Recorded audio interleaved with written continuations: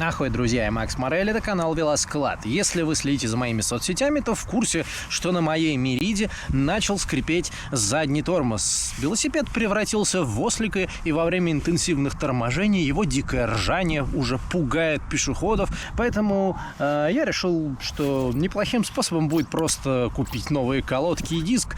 Но для рядового велосипедиста это слишком простой выход, поэтому я решил поэкспериментировать над задним тормозом. Все равно хуже уже не сделаю, и начал пробовать различные народные методы. И вот что из этого вышло. Мне удалось таки найти временное решение, которое помогло, практически полностью избавить меня от страшного звука в виде скрип. Ставим Jethro Tull, делаем погромче, и все. И скрипов практически не слышно. Ладно, мы отвлеклись. Итак, сейчас мы попытаемся что-то сделать с задним диском и колодками. Дело в том, что это уже я воспринимаю не как рабочий компонент, а как экспериментальный компонент. Мы над ним сегодня поработаем шкуркой в очередной раз, но эффект действует, к сожалению, недолго. Шкурочка нулевка. Вот, пожалуйте, господа, как лист бумаги просто. Так, вот все, значит, данные по ней. Между прочим, из Швейцарии. Очень серьезная штука. Здесь уже у меня рабочие кусочки лежат. Мы это все дело обрабатывали, но хватает, как я и говорил, на парочку интенсивных торможений. Потом скрип возвращается. Что характерно, скрип происходит при усиленном сдавливании колодок дискового тормоза. У соседа по гаражу я взял на прокат жижу, который является растворителем. Настолько страшная штука, что она пытается выжечь мне глаза, находясь в этой бутылке. Посмотрите на дно. Оно уже стало белеть. Мы будем вот этим вот растворителем пытаться как-то победить следы загрязнений. При помощи вот этой кисти мы аккуратненько нанесем все это на рабочие поверхности. Так. Поскольку у меня здесь балкон, нету никакого рабочего станка для того, чтобы производить какие-то работы, но это все равно не мешает мне устроить здесь маленькую мастерскую. Помогать мне будут перчатки Fox. Они обычно живут где-то один сезон, после чего превращаются просто в рабочие перчатки. А эта штука, чтобы в носу удобно ковыряться. Итак, сейчас будем снимать заднее колесо. Здесь у нас стоит ось. Вот эта вот штука очень прикольная. Она здесь не просто так. Ее можно вынуть и засунуть обратно. Держится она, я не знаю на чем.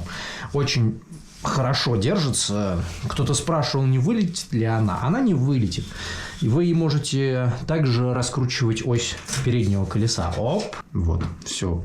Так, телефон тоже кладем на какую-нибудь поверхность. Берем трубу. Где-то танцы с бубнами, у нас танцы с трубой.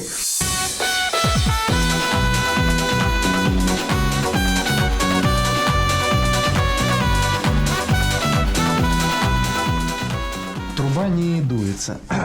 Ничего страшного. Так, погнали. И аккуратненько разгибаем лапочку. Что здесь, не дай бог. Блин, какой я ловкий-то, а? Все, половину дела сделали. По-хорошему бы уже и снять бы эти колодки.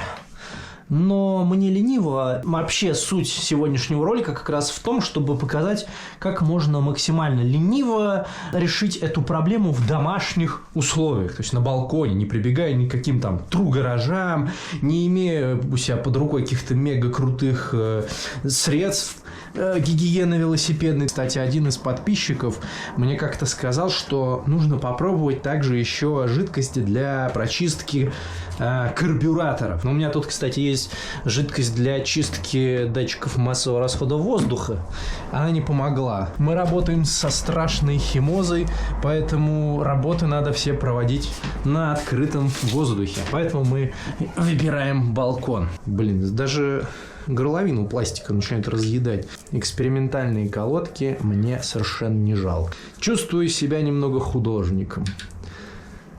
Да чё уж там, ляпаю как получится. Дьявольский состав самым отвратительным с точки зрения обслуживания велосипеда образом был нанесен.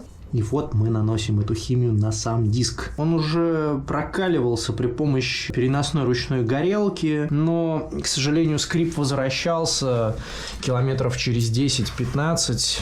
То есть все равно какое-то загрязнение, видимо, осталось. Это очень удобно. Люди разбегаются, они обычно кидаются, хватают детей за шиворот, дабы те не попали под колеса. Ну а те из вас, кому посчастливилось все-таки не пострадать так ужасно, как пострадал я, вы можете использовать нулевочку. И вот у нас уже диск подсох, поэтому я вам покажу. Просто зачищаете его до такого шершавого состояния, он у вас будет наполированный. Теперь собираем все это обратно.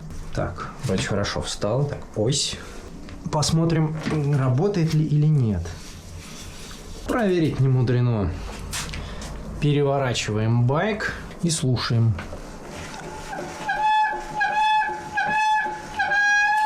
Но это нормально. Продолжаем разрушать мифы и легенды относительно устранения скрипа колодок. И еще одна дикая идея, которую я нашел, это попробовать поварить колодки. Здесь вода уже закипает. К сожалению, автор идеи не поделился с миром, сколько надо варить, добавлять ли соли и перца по вкусу. Кладем вторую. И то, что я лапаю уже руками, это уже не страшно, потому что хуже уже некуда. Кстати, закипело. На селедку сверху? Вот. Через некоторое время колодки начали издавать характерное постукивание. А, возможно, это говорит о том, что они уже почти готовы, их можно подавать к столу. Ну? По-моему, гадость. Так, после варки они стали немножко повеселее выглядеть. Пропал какой-то налет даже. Ну, давайте посмотрим.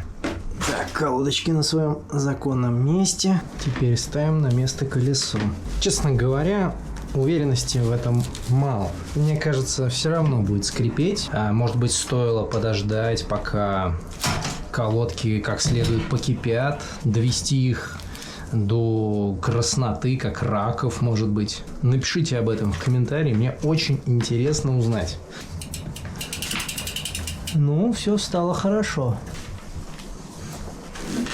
Ух ты! Слушайте, а эффект весьма недурственный, я вам скажу. Скрип прекратился, более того, они стали очень круто хватать. Офигеть! Честно говоря, я удивлен, но варка реально просто вот в горячей воде. Это, походу, выход.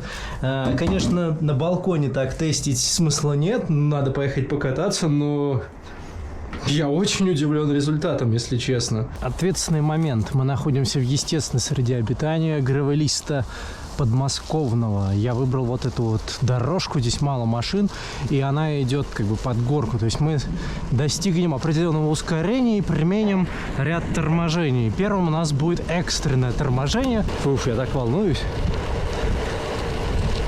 Так, и тормозим. Звука нет. Вообще все равно оттормаживаешься, и звука нет. Только под конец. Нет. Ну и, кстати, в эффективности торможения не потеряла.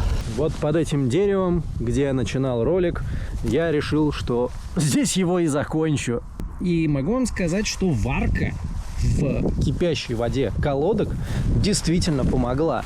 Они больше не скрипят так люто, как они скрипели в начале своего тормозного пути. В крайних положениях, когда велосипед почти остановлен, они издают небольшой такой скрипящий звук, но я думаю, что немножко поработать еще с задним дисковым тормозом при помощи той же шкурки, и, наверное, проблема окончательно уйдет. Мне кажется, что панацеи как таковой не существует, но если у вас все-таки скрипят тормозные колодки, и вы уже готовы ими рискнуть и купить новые под замену, попробуйте ради эксперимента поварить на свой страх и риск, и напишите у нас в группе ВКонтакте, как вы с этим справились. И вообще расскажите, как вы избавились от скрипа тормозов. Я Макс Морель, это канал Велосклад. Подпишитесь, как это сделала Лиса, нажмите на колокольчик, и мы скоро с вами снова увидимся.